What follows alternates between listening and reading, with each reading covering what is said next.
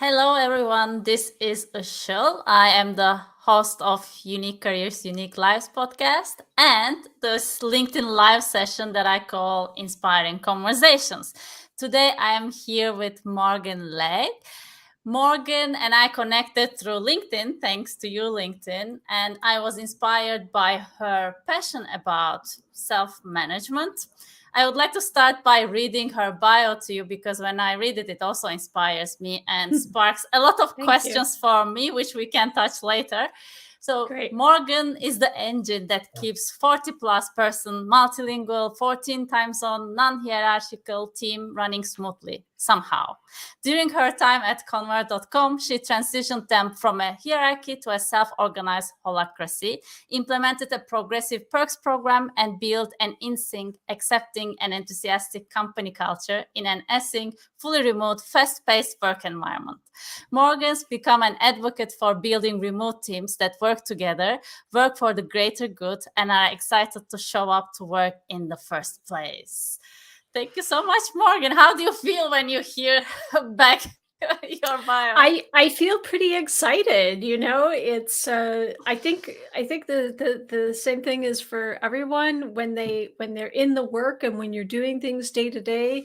You don't step back and see what you've accomplished or how you've accomplished it, and it's pretty exciting to hear it read out. I mean, I've read it many times, I've edited it, but I've never heard it, so that was really cool. Thanks, Ishel. Yeah, I'm really happy to be here.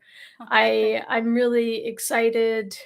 Unique careers, your unique lives, unique pathways, I think are something really important in the workspace that we don't talk enough about. We still are teaching young people that you need to, when you're 16 or 17, you need to think about what you want to study, what kind of job you want to do, and then you do it, and somehow you have to figure this stuff out for the rest of your life, and that's false. And it's a lie that has been perpetuated by boomers, and the Gen Xers are perpetuating, millennials perpetuating. Meanwhile, Gen Xers and millennials have, done multiple career changes. And I think this podcast and your message really is important one to amplify, especially in today's workforce. So I'm really happy to be here. Thank you so much for contributing to the message. And also, your life and your work experience is a demonstration of how a unique career can be. Would you share with us a bit of your path, how you have come to this stage that you are right now? Sure. So there are actually, I mean, there's a there's a lot that I actually don't have in my LinkedIn profile, which I think I'll probably update after our conversation today because it feels a little bit disingenuous. But I will say that originally when I was very young, my mother had a small unit, not fancy apartment building, and I used to work with her from a very young age of renting apartments and fixing things and marketing and doing the books and everything like this. And it was some of my first work experience was working as a property manager. And but I went to university for political science. I wanted a liberal arts education. I had an idea that I might be going to the Foreign Service, and I wanted to help people. I wanted to change people, help them in a way that they wanted to be helped. And I spent some time abroad. I then, when I was going through university, I worked property management still, and I finished university. I got into property development, so another aspect of that. And I really realized that in my time abroad that government service was way too bureaucratic for me and my personality, and I really didn't feel like it was the place that I would be able to enact change. And I got into project management, renovation project management for multi-unit buildings. And I realized, hey, you know what? This is a really great way that you can change the way people live day to day. And I decided to go back to school for interior design. So interior design, or interior architecture, as some of your European listeners may know it better, is really a way that you can influence the way people live in a day-to-day space. And it has a profound influence on the way that they decompress, the way they interact with their family, the way that they're productive. And so this was really, really interesting to me. So I had a career in interior design, and I had, along the way, taken some other jobs when I was freelancing. I worked as a sales development I worked as a trainer for Salesforce, and my path to convert was really serendipitous. Like, I had been living abroad, and I was really in a stage of transition in my life. I was in actually a very unstable and kind of a dark place, to be honest. And I had this idea of starting a travel business, and software as a service travel business. And I went to a few networking events, and that's where I met Dennis van der Heijden, who's one of the co-founders of Convert. And fast forward a few years, I had returned. I was going back to Montreal. He was still at that point, I believe he was still in Mexico, and he reached out to me. And I was working again in design, and I was kind of trying to find my way. I was a little bit burnt out from design. I was in a design sales position that I didn't really love. And I think the whole lesson, the kind of the TLDR of this is, listen to your inner voice, and don't be afraid to open doors that come up, because you never know what's going to be behind them. I'm sure there's a lot to unpack there. Feel free. I was thinking it requires a lot of courage to make these changes. I wonder, how did you gather this courage, or did you feel that you needed courage back then? I think that courage came from not from utility. Like, sometimes in our lives, we make decisions, or we're in a situation where you have nothing to lose, and for me, I was in that situation. I was in a very stable relationship. There were a lot of things that were positive, but the work part, I didn't have any fear. I had often, when I coach professionals, I say, like, what is the worst thing that can happen? Like, what's the worst thing that can happen? And I think, as particularly for single people or people in a relationship but that have no children, for example, we forget that how privileged we are. We tend to take the baggage of our culture, of our community, of our parents, and think that there's only one way or maybe two ways forward. And for me, I said to myself, the worst thing that could happen is I end up without a job. And if I didn't have a job tomorrow, what would I need? What would I do as a quick fix to be able to make ends meet? What would I do? And my answer to that was, I'd go and get a retail job.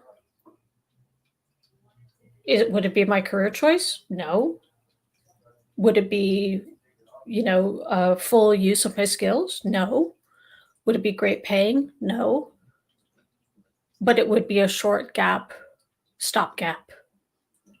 place to start. right? So I think as people who don't have the responsibility of, of kids, for example, because that's a huge one that can drive a lot of that changes that conversation. But for me, at least, that conversation with myself was like, what do I have to lose? And if I do lose, then what's the worst thing can happen? And certainly, I could think of a lot worse things to happen than having to work a job like that. There's no shame in hard work. And I think that we just, we need to think outside the box. Now if I look back on it, I would say, oh, well, I would have put a profile up on Upwork or something like that. It would have been a little bit different. But at that time, that was my approach. So maybe courage, but for me, it's really about thinking critically and analytically and realistically about what your options are. Mhm, mhm, mhm. Yeah, I hear you having explored the perspective or changed the perspective of what is the worst thing that happened, and clarifying your options, and that seemed to give you realistically courage, that you gained that perspective. And while I was hearing, I was also thinking of now the work, what I have read in your signature. I think you use master generalist, isn't it? Mhm. I love it so much, and I thought I'm glad. with the people I work, some of the people, and I think also myself, there's a fear of calling yourself a generalist. So I liked it, felt you appreciated being generalist. So what do you see as the beauty of being a generalist, and how does it connect to your career story? Well, I it took me a long time to be courageous about that. You know, you always hear this phrase, and I don't know if you have it in all the languages that you speak, but it's like you're you're master of none, really, when it comes down to it. You can know a lot of things, but you really don't know anything.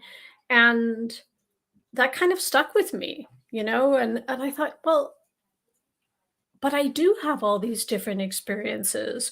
I do have a mastery of a lot of different things. And why should I be ashamed of that?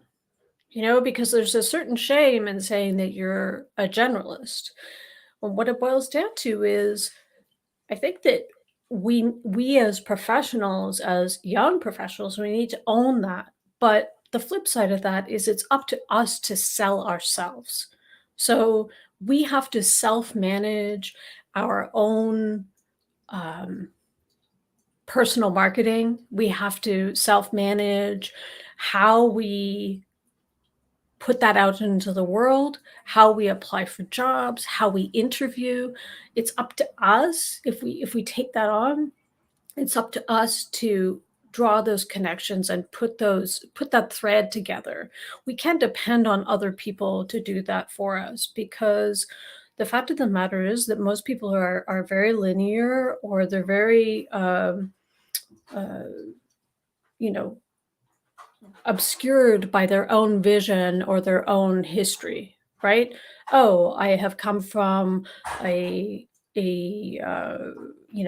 my whole career has been in marketing, or it's been in whatever. So how could somebody who doesn't come from this field have anything to offer or anything like that? So it's up to us to show them, and I would say to anyone who sees themselves as a generalist, I mean, the first step is accepting it and owning it.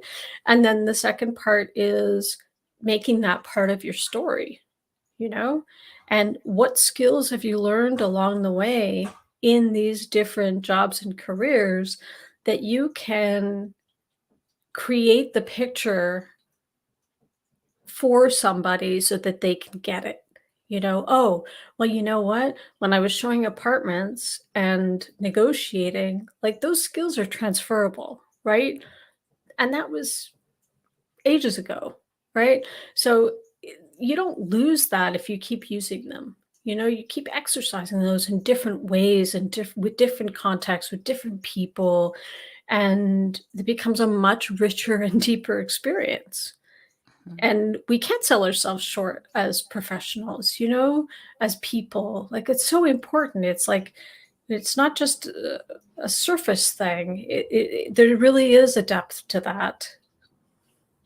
I love it. I was thinking, when you have so much richness, like you have multiple experiences, many transferable skills, how do you choose your next career when you have many of these skills? For me, it's not always easy. I mean, so in this particular context, like, I had this opportunity of holacracy and self-management fall into my lap. I got this call from Dennis. He said, I want to make this change in my company. Can you help me do it? I had this TED talk, and I think it'd be really cool. And I had no idea what he was talking about. And I'm a pretty direct person. And I told him, I was like, I don't know what you're talking about. And he said, that's fine. Let's have a call in 2 weeks. So I did some reading and I watched some videos, and we had the call. And I thought about what the world of the operations side of working, what that is, right? And the value that I saw that I could bring is that, first of all, I love to solve problems. And secondly, I have had so many different work experiences that I can draw on from this. So for me, it was kind of an easy leap to say, oh, and I wanted a challenge. I was looking for something new and exciting. I, you know, I loved I loved the sales part of design. I really enjoyed the space design. We did a lot of closets and storage and stuff like that. Design, I liked that, but I didn't like them together. And so I knew that I wasn't going to be the success that I thought could be in this particular role. It wasn't going to work for me. So I didn't know what was going to happen.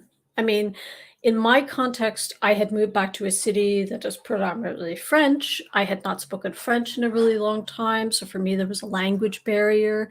And I knew to get to the level I wanted to, that I could perform at, that I would really have to work pretty hard, pretty quickly on my language skills, which I started to do. But this to me was like, oh, I've been doing design and working in like tangential real estate business for a long time. I think I want to try something new. So I did. And the great thing about Convert is that we have the transparency to allow failure. So we embrace that, right? So I think that was a unique thing. And then as I kind of, navigated my way through operational change management, implementing, this self-organizing structure in a very hierarchical kind of micromanaging team, I was using all these different skills that I had. And that was very, very rewarding. I feel for this work, your choice was based on novelty, but at the same time using many of your skills that you love using, which tick the boxes for you. Now I want to come to Holacracy, the thing that you implemented in this company, Convert.com. Tell us, for people who don't know, I was talking to my husband this morning that I was telling him I'm going to talk with you about this and self-management. And he was like, is there like one or two companies having this system? And then he had some other questions, but for people like my husband, can you explain a little bit what this is, Holacracy? Sure. So in the very simple form, Holacracy gives the power to make decisions to the roles closest to the work? I think that for me requires more explanation. What do you mean roles require? So if you are, for example, let's say you're running podcast, okay? You are trying to create a certain kind of content, okay? Well, then, as the person who, and in your case, you're also presenting, but you're also doing the research, okay? So maybe if you had several different people working on this project with you, you wouldn't necessarily want the person who's doing the research to also present, okay? But the person presenting wouldn't necessarily be the best person to decide on who the guest should be, right? So we see this as different roles. So roles are filled by people, but people hold multiple roles. So in this sense, the researcher would decide, okay, these guests are going to be there, and the presenter is presenting, okay? For us at Convert, you may see different roles. So for me, for example, I hold the role of Asana coach, which means that I create a lot of our internal templates in our project management system. And because I am the expert and the closest person to that work, I have the power to decide what happens. So you may create any project you want, but you need to use a specific type of template to do that. If you are in charge of the website, you have the full power to decide within the parameters of that role on what happens there.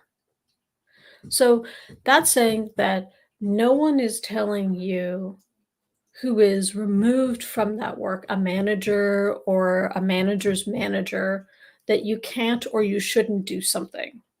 So roles have a very defined purpose. They have a very defined set of tasks that other people can depend on you for. And these roles live within teams. So essentially, we're small teams made up of people who hold different roles. I personally hold roles in sales and success, in marketing, in operations, and in product and development. Now, my role in product and development has nothing to do with coding. My role is called grammar police, and it's my job to check and make sure that the words that end up in the app that make sense in English. That's my job. Who defines the roles? Oh, sorry. Do you want to the need of what the team's needs, right? So if we decide, for example, that we no longer need the role of grammar police because it's been done, we're not updating the app, or there's no need, there's no strategy or quarterly goal for that, can be removed. So they're not static, because in Holacracy, I think the main point, which I didn't explain in the very beginning, is that this is a moving and evolving organism that's based on the goals and strategies of the company. So I think I've held in my 6 years at Convert probably 30 or something roles, and those come and go, depending on the needs of what's happening. And that's a really, really excellent place to be, because it allows you to try different things. It allows you to, help out in one particular area. And then when that need is met, you then work on something else, that needs to be done in order to move the company forward. I'd say that, we don't have a formal hierarchy, okay? But we have a very formal structure. And I think there's a very big difference. So when the big difference is if you work in a hierarchy or a company structured as such, you may say, oh, I need to get access to this tool. Okay. Oh, yeah, you should talk to Aishel. She's the one that can get you what you need. But it's not documented anywhere. Just know that you're the go-to person. But that's not clear and formalized. For us, it's very, very formalized.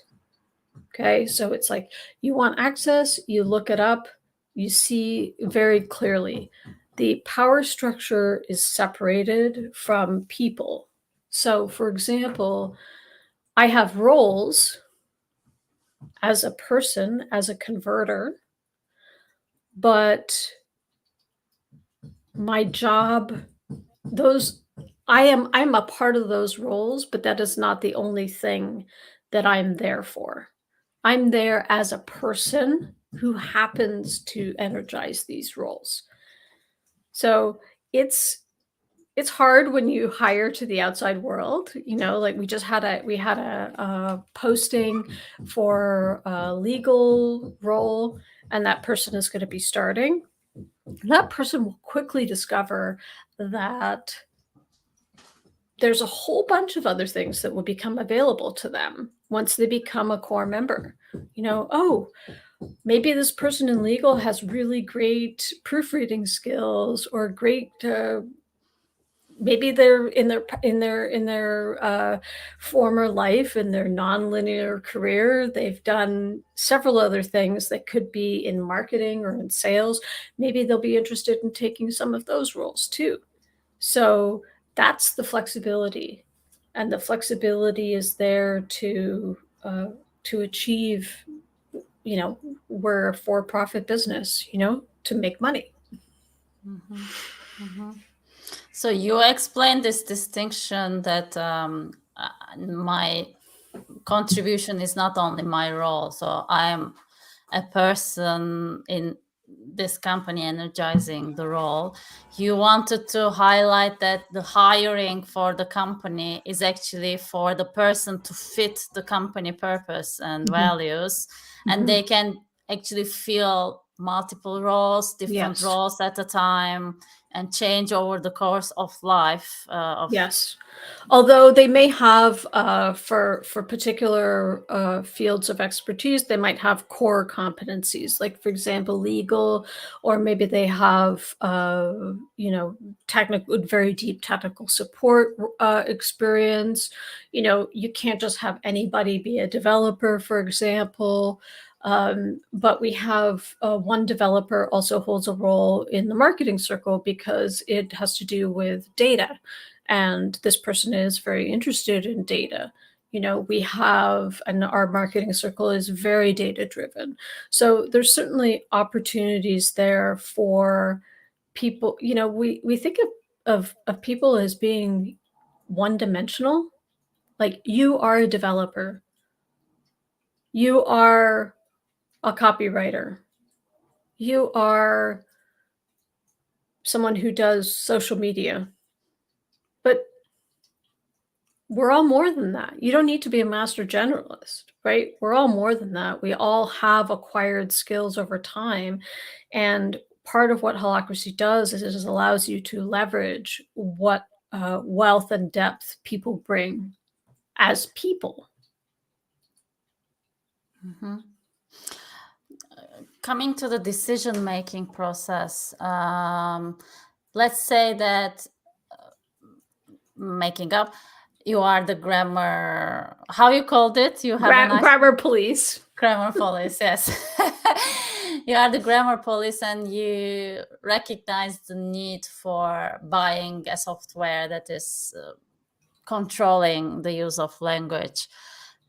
Can you decide on the purchase? How does it work? because I have the budget. Each role comes with a budget. So if I see that, okay, we've done our overhaul, I want something that's going to, we're at the point where maybe it makes sense to have some kind of automation, then I can, if I don't have the budget, I can go and get it and say, hey, you know what? Like, I spend X amount of hours in this role doing these things that could be done by an automation and based on my rate, it just makes more sense to do this. So I'm going to get this tool. So the only, for us, the only blocker is that any tool has to be approved by our privacy and security role. But apart from that, no. So it's, I think there's certain things where you would want to have feedback from other roles involved, whether it's a sales software or something like that. But that doesn't mean that we're making decisions by consensus. That actually never happens. We don't make decisions by consensus because a role has a very specific type of power, and how they exercise that power is up to them.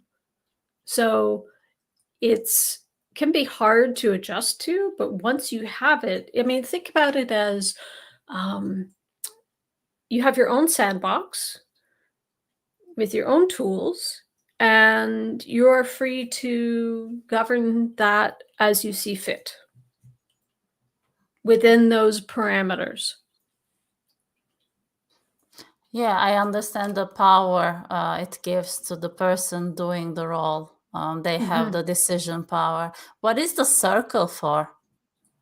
The circle is a group of roles that are aligned, that have that work towards the same purpose. So for example, in our circle of operations, which we call smooth ops, their goal is operational health, right? So there's roles for finance, there's roles for legal, there's roles for dashboards. That's where HR related roles, culture related roles live. Automations live there. So these roles all kind of have that commonality, right? Sometimes our roles focus can switch, and it can change circles too. So it's a very fluid structure, and it's one that is uniquely designed to meet the needs of a business. We tend to think of, because we all grew up in this, very static and hierarchical education, and, usually community, usually, family, it's like there's a head of the family, and you have to ask for permission to do things, and, these kind of then rules and laws, right?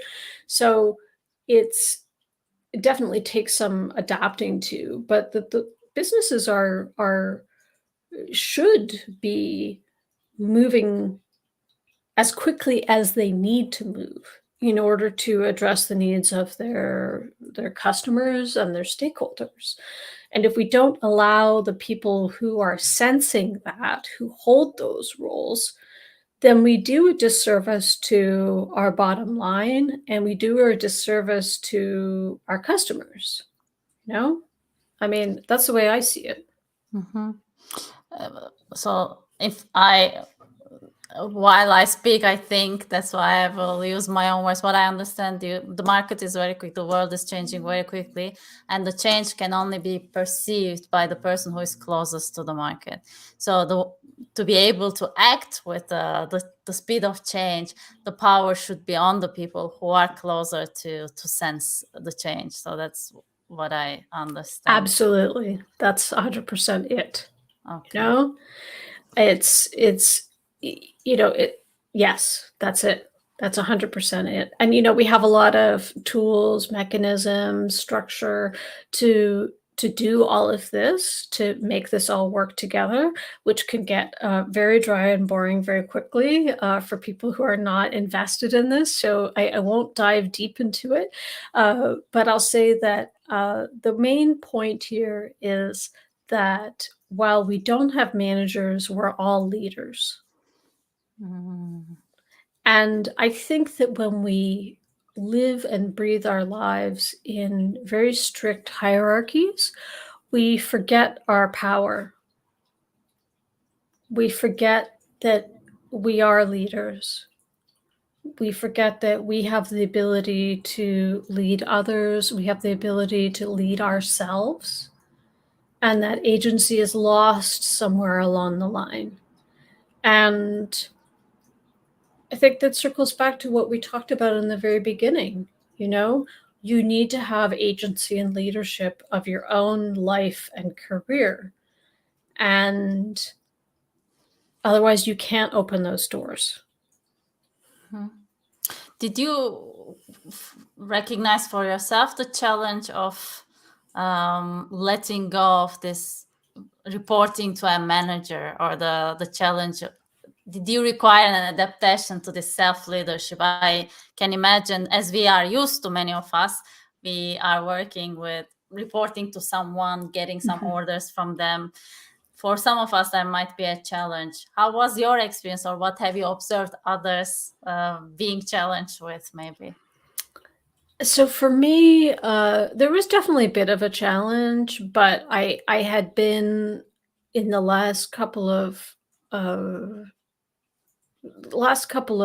engagements pretty micromanaged. So I was really ready to just kind of fight my way out. I was really yearning for something. I was like, "Oh, I have the power to do this. Great. I'm gonna go and do it." And I have a couple of times, I definitely had to, because as I was teaching this, I'd have people push back and say, "Oh, well, you can't tell me how to do that. It's up to me and my role to do that." And I was like, "Oh, right, right." It's like, I've been a manager for a long time, so it's like I'm used to that. And then I realized, okay, yes, you need to give that leadership and that power to somebody else, and you need to have trust that it gets done. Maybe it doesn't get done the way that you would do it. That's not important.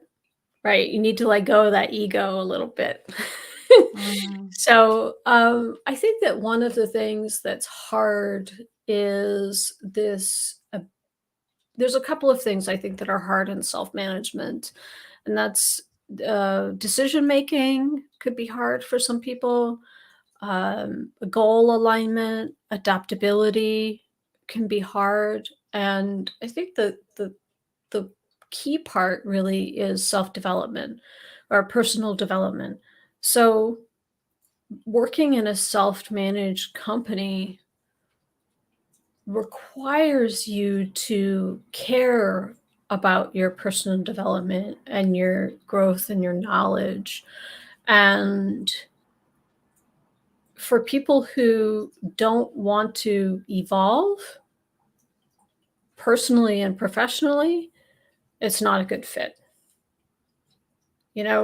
Some people don't have that, or it makes them uncomfortable, and that's fine. That's the way they are.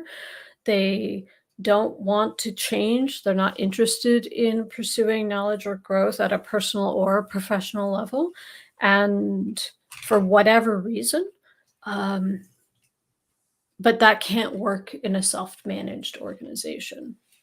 It's very, very difficult. You have to be willing to evolve and grow your competencies, your knowledge. You have to be willing to take feedback. You have to be willing to give it and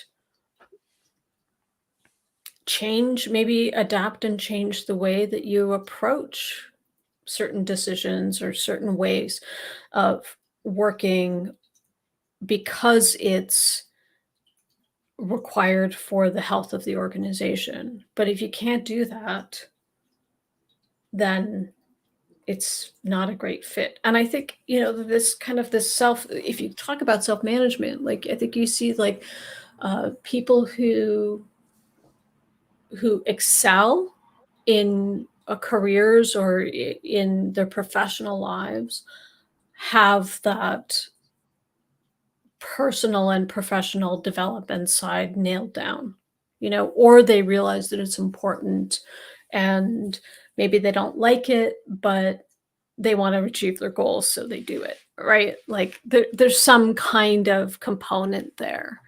I mean, does that resonate with you in terms of who you've talked to for your podcast?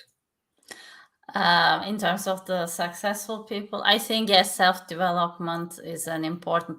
I cannot imagine going through life successfully without developing yourself. Anyway, I think it comes either as a crisis moment or boredom. Anyone who has done a change has so far gone through development.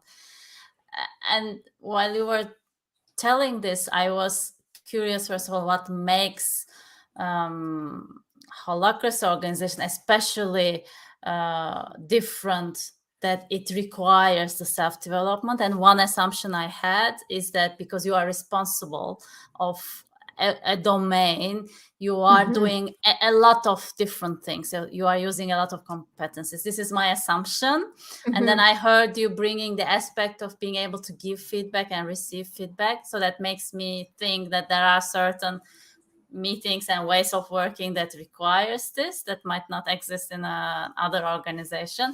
But correct me of my assumptions, and if add more if you would like. I think that's pretty bang on. I mean,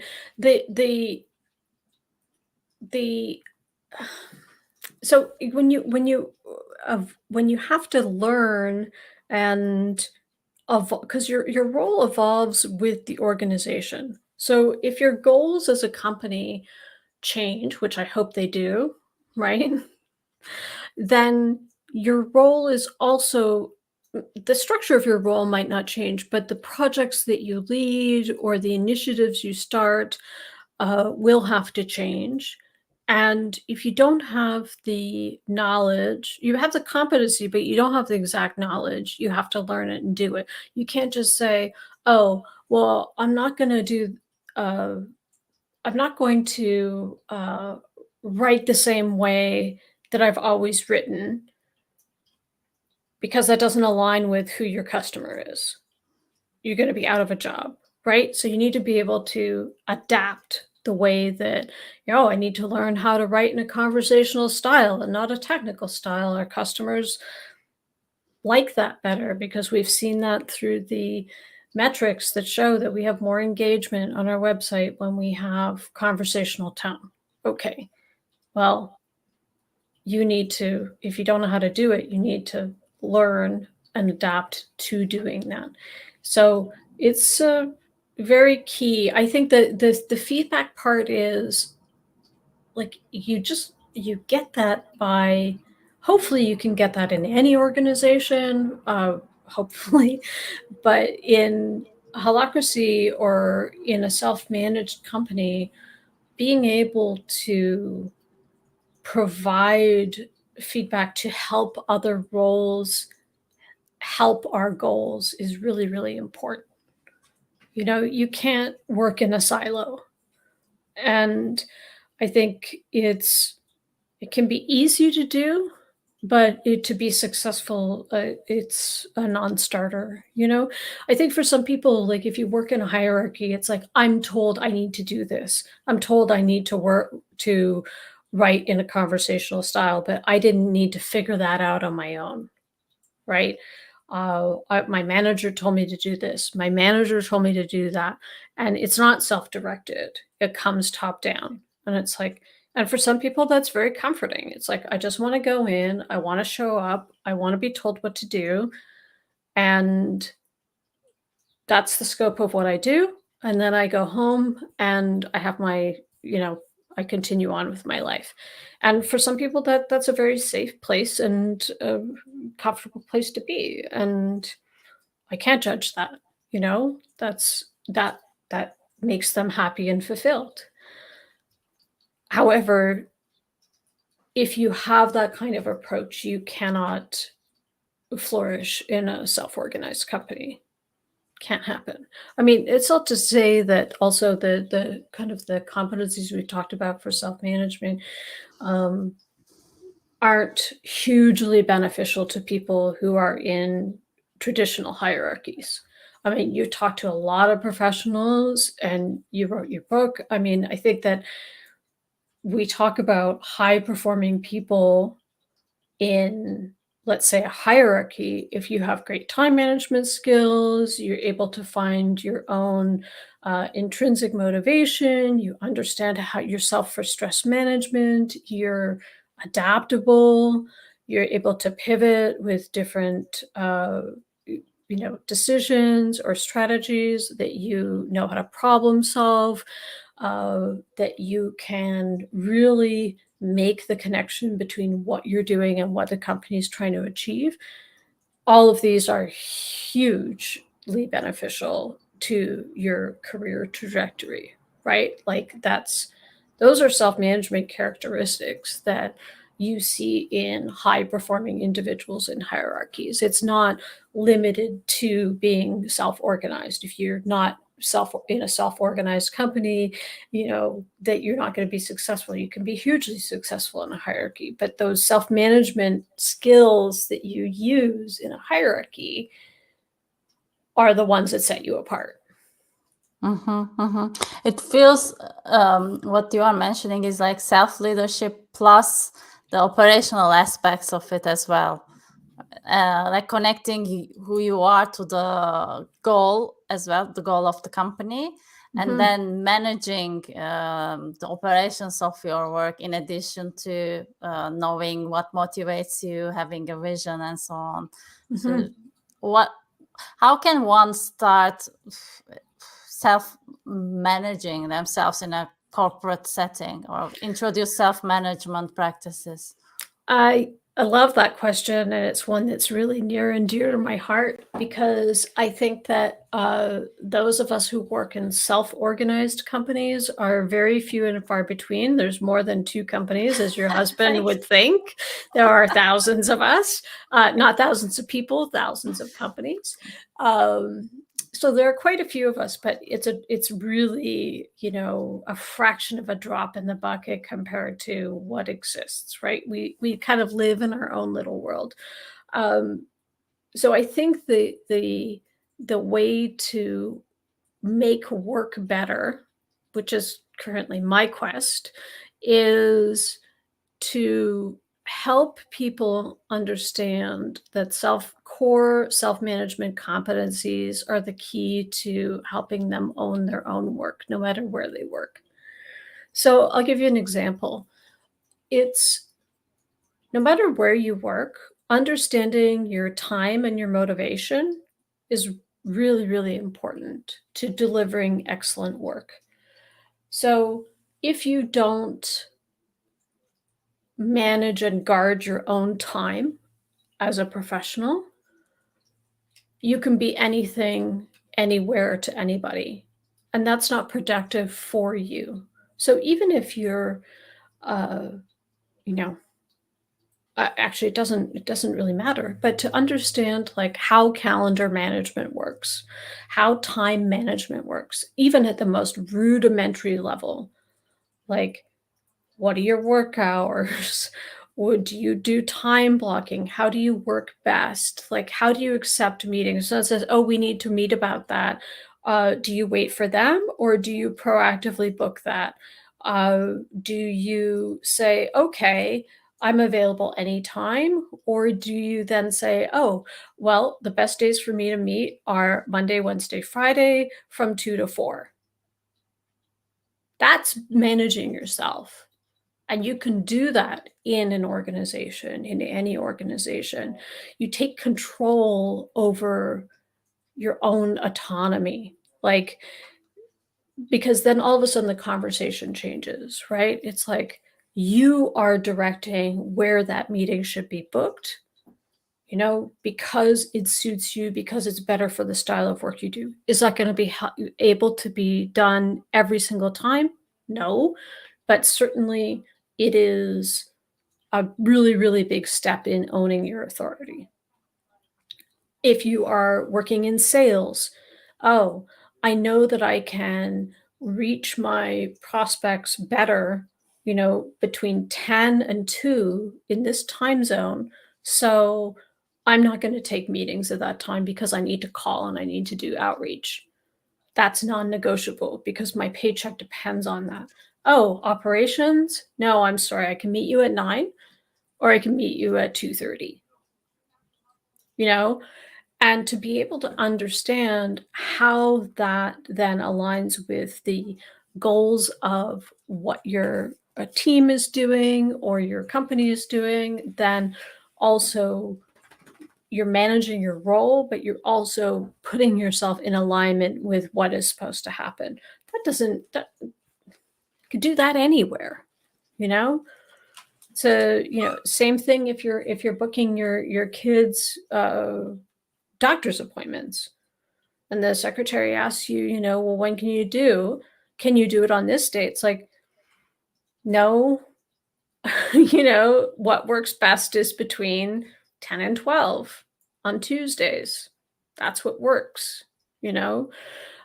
So these like small things like this, I think are really, really important to set the stage for getting clarity of mind, be able to understand your own productivity, to be able to manage your own stress, and when you have those things in check, it's much easier to be adaptable, to make good decisions, to um, find your intrinsic motivation to accomplish what you need to do to be a better mother, a better salesperson, a better professional, to be someone that other people can look to and rely on. Like these are just characteristics, I think, of self-management that help you as a person.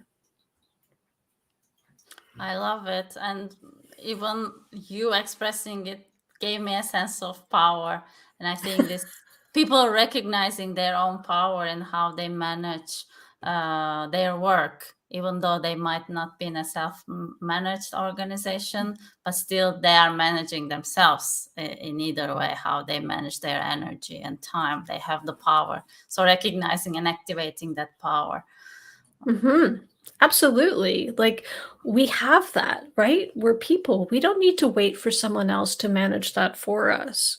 Whether you work in an organization or you're managing a home as a stay-at-home partner, like you have a domain. You have like, and that power exists, and that it's up to you to own it and to take it, right? Mm-hmm. Fantastic. I love this conversation, and I would love to continue with you. Maybe we schedule another one, because when I read your bio, I read that you are also an advocate for the showing up excited for work. So what we didn't touch is the excitement part, I think. Would you like to add a couple of sentences before we close? Yeah, I will say that the excitement part comes with, I think, owning your power, right? So it's tied to that. Certainly it touches on culture, and culture is a collection of different people, whether it's in a family, in a home life, or in a workplace. But I'll just leave your listeners with this empowerment, is that we're the makers of our own destiny. So while we may think that things are very, very narrow, and maybe they are, maybe they're only like fixed between here and here. But within this, there is so much room for creativity. There's so much room for decision making and empowerment. And once you start to make your work better, you can expand that more and more. So I would challenge anybody who's listening to this today to think about how you can manage yourself to get your autonomy and your power and your boundaries back so that you can accomplish what you have your sights on. It was a lovely ending message. Thank you so much, Morgan, for taking the time to talk with me today.